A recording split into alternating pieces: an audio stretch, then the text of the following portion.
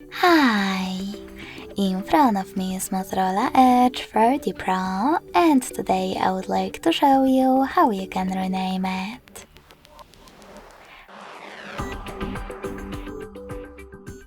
First of all, go into Settings and scroll all the way down right away.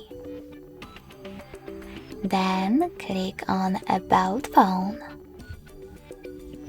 Now you need to tap on device name and type in wherever you wish to, like Sunny.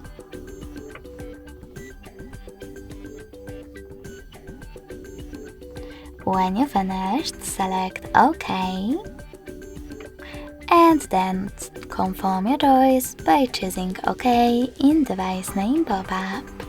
So when I do that, I can see that name of my smartphone has changed.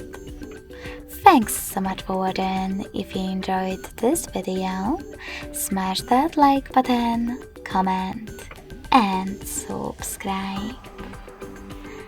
Bye!